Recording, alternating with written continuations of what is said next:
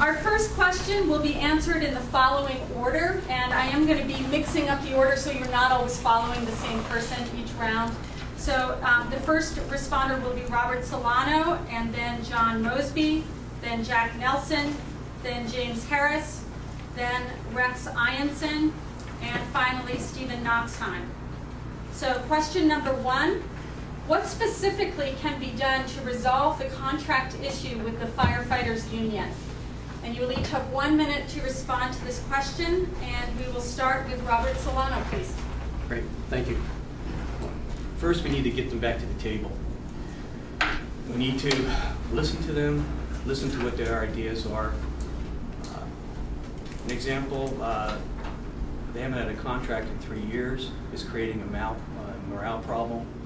We need to look at what the CPI is, the Consumer Price Index is. So far for 2008, it was about 2.3%, 2009 about 2.3%, and for 2010 it looks like it's going into about 1.7%. So we're looking at a baseline of about 6.2%. So what we need to do is we need to get them back to the table, we need to negotiate with them, and we need to come up with a reasonable solution. All right, thank you very much. And now John Mosby, please. I concur with Rob's assessment. I think getting back to the table and listening to what the firefighters are asking for and knowing that neither side is going to get everything they want. They know that, we know that, the board knows that. But the board, I'm a listener and a problem solver, and I would need to know the very specifics of what they are asking, of what the impasse is, and then get to work at resolving it through mutual benefit. All right, thank you very much. Jack Nelson will go next. I concur with Rob and John that one of the larger issues now is to reinstate the trust and the integrity, I feel, that has been lost over the years through negotiating. This includes both sides. No one side is immune from this. And I feel that once the integrity and the respect has been restored as much as possible, it's not going to happen overnight. I feel that not the board, but the negotiating committee and the union should be able to sit down, clean slate, level playing field, and start from square one. Thank you. James Harris, please. Yeah, I don't agree with the three preceding speakers. My thought is that the board needs to come up with a strategic plan first. It needs to address the problem of financial sustainability. We can't sign a contract until we know how much money we have to spend. At the same time, we have several questions that need to be answered. The foremost is why that the Menlo Park expenses exceed most of our neighbors.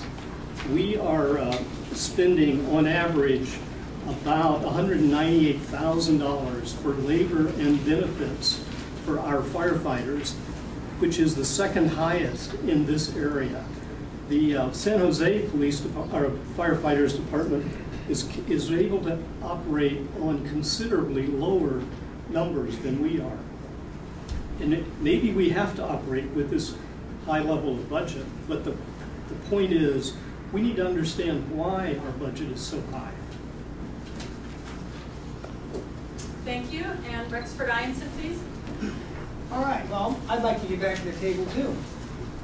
Part of the problem of it is that since we started negotiations in 2008, around the middle of the year, there were better than 100 items on the table. Those 100 items, or more than 100 items, 106 of them pretty much been resolved.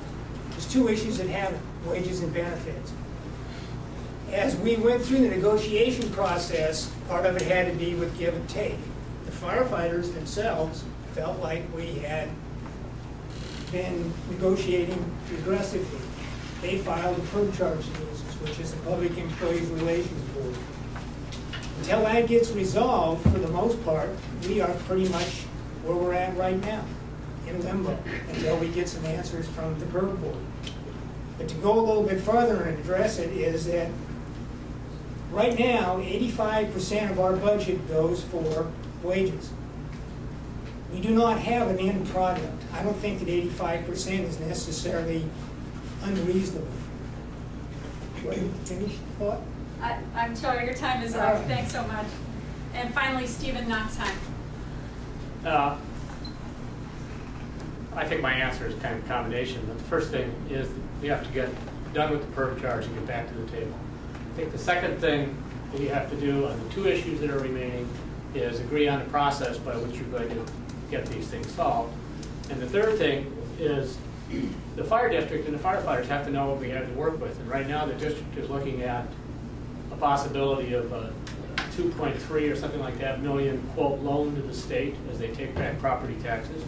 They're looking at a potential of a $5 million PERS charge in order to true up the public employee retirement. And we're looking at declining property taxes throughout the district. So whatever the situation was when this negotiation started 18 months ago, the financial situation is not the same now. Thanks very much.